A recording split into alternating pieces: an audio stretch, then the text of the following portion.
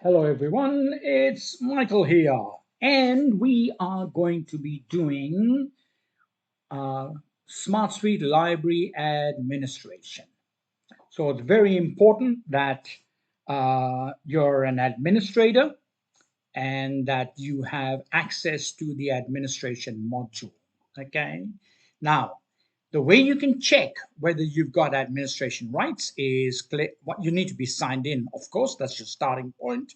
And then when you click on the menu, you should at the very least have mailbox, search, catalog, circulation, stock take, smart classrooms, reports, patron, and configuration. Obviously, support is a very important one as well. Okay, you need to have all those buttons on there.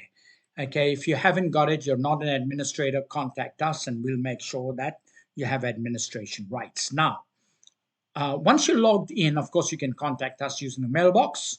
Okay, click on the mailbox and you can contact us for anything. Now, when you go on the mailbox, you can create a ticket. You can give us the subject of the ticket. I want someone to walk me through stock take, or can you tell me where the stock take notes are, or can you tell me where the stock take videos are? And the message can be a lot more detailed. You can ring me on such and such a number on this particular date at this. So you can tell us anything you like. Don't forget to hit that little paper plane and we'll get it. Okay. So that's one way to contact us. But if you just want support, how about you go down to support and don't accept that you've only got 3 items. Scroll it up. Okay. So in the support area, we've got training videos, we've got help articles, we've got the FSI community, a quick start guide if you're new. So those are all the things that we do when you come on board. Okay. But I'm assuming you've got all of that information on the system. And of course, when you log in, you will be faced with the inquiry screen with the latest material that's added. So the inquiry screen literally can change as often as you like, and it can have all new material that's been added always up the top, and then it scrolls down. Now, if you scroll down and scroll down and scroll down and scroll down, what's going to happen is eventually you're going to get to the very first record in the collection. Okay, so when you go to the top, this one was the last record that was cataloged. Okay, if you add another 4 records, then they will appear here and everything will shuffle down 4. So that's how the OPAC screen works. But let's say, for argument's sake, you get a teacher that comes and says, can you give me a listing of all the DAL resources you've got? Do any kind of search you like. Okay, so I'm just going to do DAL. I'm going to do a smart search DAL. I can do DAL in the title, DAL in the subject, or I can go to the advanced search and I can do all kinds of DAL in this particular location, DAL catalog between these particular dates, with a media type of videos and so forth. You can do any kind of search you like. But I'm saying a keyword equal to DAL, not a smart search, a keyword. So in other words, I'm looking for all the material that has DAL anywhere in the bibliography, and there it is. And a teacher has requested that. Okay, so what you can do is, once you've done a smart search and validated the search by clicking that blue search button, if you want to send them this, why don't you click the external link button? And what that link, that yellow button will do, it'll create a URL, okay, a web address for you for this kind of search, okay? And now what you can do is you can email that to your teacher or teachers. If a parent asks you, can you send me a list of all the DAL books you've got, or can you send me a list of all the books you've got on Pythagoras' theorem, or can you send me all the books you've got on probability? You can go to the advanced and you can search whatever term you like, and what will happen is when it gives you a URL, you can email it to anybody. Now I'm going to show you what the URL looks like. What it looks like is not important, but what it does is terribly important. So here we go. This is what the URL will look like. It's a long, convoluted URL, and it goes forever. Okay, you don't need to concern yourself about that. All you need to know is that the system gives you a URL. Okay, now when it gives you a URL and you send it to someone, either an email or whatever, when they click on it, this is their experience. Okay, so they've got it, they've clicked on it. It'll open up the inquiry screen and it'll run that search and it'll bring up all the resources as at the instant of them clicking the button. So if you send it to a parent and you can say, dear Mr. Smith, I've sent you a list of all the resources you asked for. Remember, you can click this link anytime and you will always get an updated list of everything that's new, plus what's on loan. It'll give you everything you need to know about the topic you requested. And that's what you can do. So that is a dynamic way of just servicing all the requests that come in. Okay. However, let's say for argument's sake, you can say, oh, we're going to be doing DAL this term, so it'd be great to be able to have a button I can push. So what you can do is you can go to your IT department. Okay, let me bring up the Functional Solutions website. And let's say for argument's sake, this was a school. And you can say to the IT department, on my school's website, can you put 6 buttons up here, or 16 buttons up here, or 16 buttons or 20 buttons on a library web page, and I will give you the name of every button. Okay, so the name of the button could be fiction. Next one could be nonfiction. Next one could be teachers' resources. Next one could be author of the week, and that could be DAO. Next one could be year 12 subjects for exams this term, which could be history, could be what. So you can do any kind of number of buttons you want on there. And then by going into the system, going into the advanced search, doing a search for the appropriate title, creating that link, you can tell your IT department, put this link behind the first button, which is called science. Put another link behind the next button, which will call ancient history. Another one between senior fiction. Another one, movies of the week. So you can have your own library page, put whatever buttons, and you just need to tell whoever's creating that page for you, I will give you the name of the button that I want, and I will also give you a link to go with that button. Or instead of giving them the name of a button, why don't you go and choose a picture that you want to have? So if you're a primary school, you might have animals. So you have and then you do an animal search. You might have uh, sing a song. So any books that have sing-alongs in them, you might put them in there. You might have the author Dal, so author of the week. You might have a wildlife, just have pictures of animals, and then what you do is behind everyone you put that link in there, and that's what's very, very powerful for you as a librarian, and you don't never have to visit that ever again. And as you add more resources into the system, guess what? It automatically gets updated. As you delete resources from the system, they automatically get deleted. As resources are taken out from being as being on loan, then you can even set it up so that the link doesn't show those books. You can do all sorts of fancy stuff. Play around with the advanced search, and play around with create an external link button. Very powerful. Okay. Next thing, someone comes to you and says, Justine, we are going to be doing volcanoes. Can you recommend some resources for me? Or I've got a group of kids that are very advanced in their reading. Can you recommend some books for me that I should give these 7 kids? So that's a little bit of a different button. Okay. So the button I showed you was dynamic. So you define what you want and then have it update automatically. But this is not that kind of a button. You want another kind of a link where you define the resources you want to give them. It might be a teacher and he works for the federal government statistician department and he says, my kids are very smart. Can you send me a list of all the maths resources you've got? Not a problem. All you do is you go into list builder. List builder is very powerful and you can create a brand new list. And the list is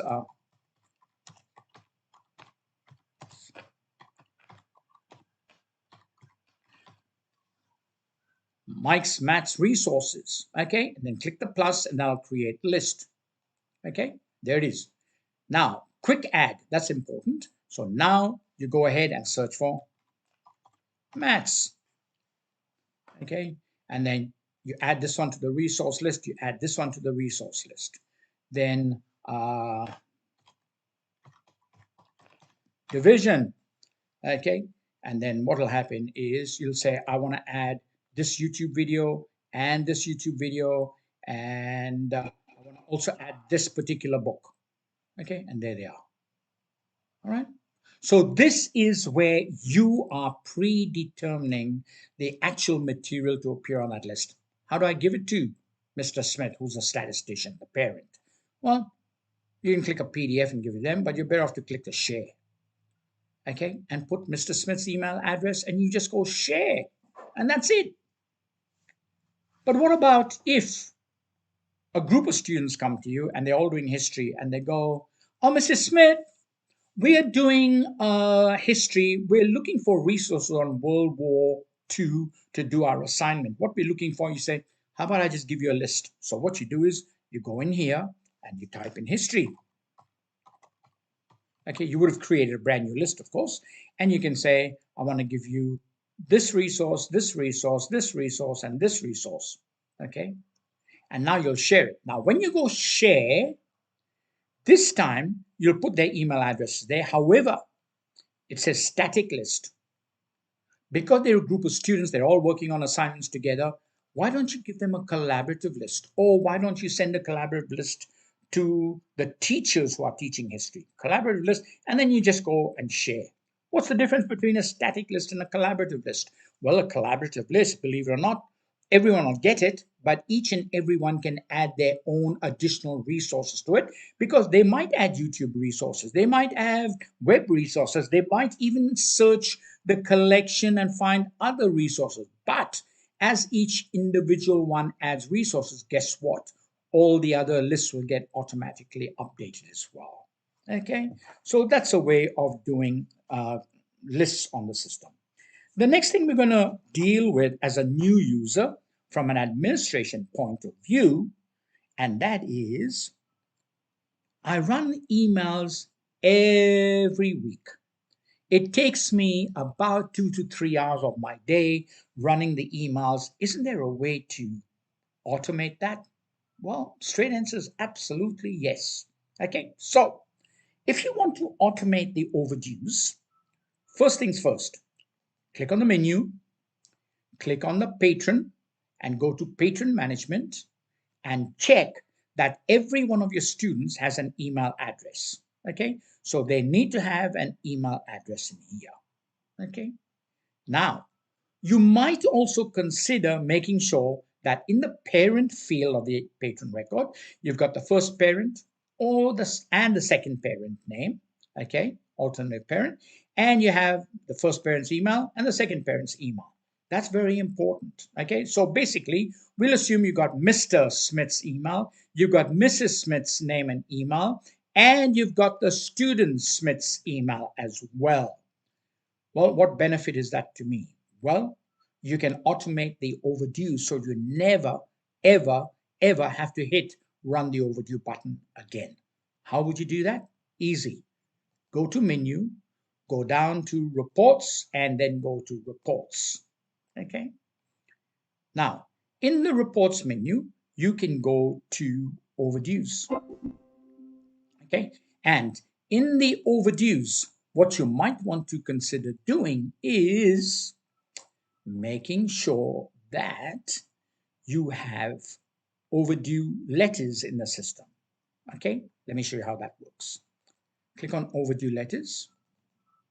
Okay, and class grade equal to.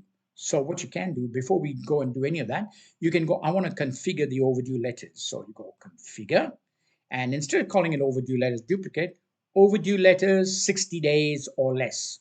That's what you'd call it. And then you can create another one, overdue letters 90 days or less. And another one, overdue letters 120 days and less. Okay. And of course, the conditions will be how many days overdue. So you put 60, 70, 90 or whatever. Okay. And then all you need to do is save. Now, what you can do is once you've saved the report, then what you would do is this. You'll go, I want to do the overdue letters. You have to do one for every letter. Okay, so you'll go to the letters and you'll say class grade equal to 11. So we're going to do all the 11s. Okay, and the days, how many days overdue, and we'll go 120 days or less, that's overdue. And then what you will do is you'll go, I'm going to email these letters. Okay. And then you'll say, starting from today, and you'll go monthly. No, I want to send it weekly.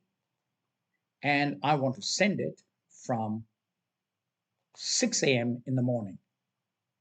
Okay. And you'll put the subject in here will be the following books are overdue more than 120 days. We'd like them returned ASAP. That's your subject. And then you just go schedule. Now, when you go schedule, what will happen is on that particular day, weekly at 6 in the morning or 6:55, all your overdues will go out. Simple as that. You might want to do a send now, which will send it all to everyone now. Okay, but you could have gone and selected an individual patron to send it now to have a look at what it looks like. But once you're happy with all of that, you can schedule that. Okay, and then you never ever have to do a year 11 overdue again. You'll do another one for 12, schedule it. Another one for 10, schedule it. Another one for 9, schedule it. And that's it. You can stop them anytime, but that's all there is to scheduling letters to go out. But you go, yeah, we don't send letters. We just send it to the homeroom teacher. Aha, that's easy. So what you do is you click on home, go back to the report screen, and you go overdues and overdues by homeroom. Overdues by homeroom. And then what you would do is say, I am sending the 06A overdue letter. And then you go, I want to email that one to weekly on that date, starting at that time. And that's the subject. Okay. And you put in the teacher who looks after year 7. You put her email address and you go schedule. And you can do one for year 9 and you put in the homeroom teacher there. So you can do one for each and every homeroom. You got to do one by one to schedule it. And that's all there is to it. And you can now kiss overdues goodbye. Okay. You can also send one to yourself that says, send me an overdue. So let's go and do that one. So let's go back home. Okay. And this one, I'm going to do a year level overdue. So let's go into overdues. Okay. And overdue by classification. And in here, I will choose all the overdue because I'm sending this to myself. So you just choose them all. Okay. And then what you would do is anything that's overdue 120 days or more. Okay. And then what you could do is instead of generating that, you'll go into email and you'll schedule it to yourself and say, check these books, they're all over 120 days overdue. Put your email address in there and go schedule. And you say, I want that every fortnight. And that's it. So you can schedule anything you like when it comes to the overdues. And of course, you can do that with any other report as well. Okay. The last thing I'm going to do is, let's say for argument's sake, you're a pretty busy library and you constantly have parents offering to come and help you in the library. Why not? Why not use this amazing voluntary free resource? Now you might get parents that are catalogers. You might get parents who are not catalogers. They don't even know the front end or the back end of a catalog record or how do you even catalog. So, but you want to help them to catalog or they want to help you circulate. So the first thing that you would do is you need to put them on your system. Okay. So let's go back into my menu and let's go into the patron record. Okay, so patron management, and you're going to put Jan Smith on the system. Okay, so let's pretend that this is Jan Smith's record. Okay, that's Jan Smith. Or it's Michael Fernandez, and he said he can give you a 1 hour every second day to help you in the library. And you say, Michael, are you happy to sit on the circulation desk? And he says, I'm happy if you train me. So all you need to do is you need to put Michael on the system. Don't give him a role of a teacher. You can put him on as a staff, you can put him on as a homeroom as a staff, or you can create a group called volunteer and a homeroom called volunteer. But the role is important. And what you do is you go in here and you make his role circulation desk. Okay, and get rid of teacher. Make sure he only has circulation desk. And then you can even change his password and ask him to put in his to change his password when he logs in. Give him a generic password like password, or you can say no. I'll tell him what his password is. His password's password, and then what you do is you go change password and make it password, confirm it. And can he change the password on next login? No, he can't. So you save it and you go, all right, Michael, you can log in with michael.fernandez, or you can log in with your email address, or you can log in with your phone number, which I've put as your barcode. And then it's asking you for your password's password. And when you go in there, you'll have a menu, but you'll have circulation here. Okay, now I'm going to organize training for you. So that's the first stage. The second stage is you'll come into here, you'll go into the mailbox, okay, and in the mailbox you'll create a ticket and you'll go, I need training for a volunteer in my school. The message will be, his name is Michael, please make sure you only train him on circulation and nothing else. His phone number is such and such. Please feel free to call him anytime and organize it. Just let me know when the training's done. Okay, and then you can send us that, and we'll go ahead and we'll train him, and we'll set up his profile to be able to go ahead and just do circulation. All right. Now, if you want him to do cataloging, like, SKIS cataloging, well, we can do that too. So in his role, you can say he's circulation, desk, and cataloging, or he's only cataloging. Okay. So you decide how much information you allow them to be in control of and access to, and what functionality they can have access. And what that'll do is make your job so much easier, so that you are not spending time doing all the mundane things when you've got so many volunteers and so much automation that can take care of all of that for you in SmartSuite-Library. Now, the last thing before we go, if you go, have you got any videos I can watch on the system? Absolutely. So what you do is go to YouTube, okay? And in YouTube, do a YouTube search of SmartSuite-Library. Okay, SmartSuite-Library, one word. And guess what? This session that we've just had will be up here, and a whole bunch of other sessions is also here on cataloging, circulation, reports. What you will be amazed at the number of videos that are constantly coming up here. Okay, and if you can't find it, why not put in a help desk article and say, I would like a video, YouTube video on circulation or on global changes. Tell us what you want.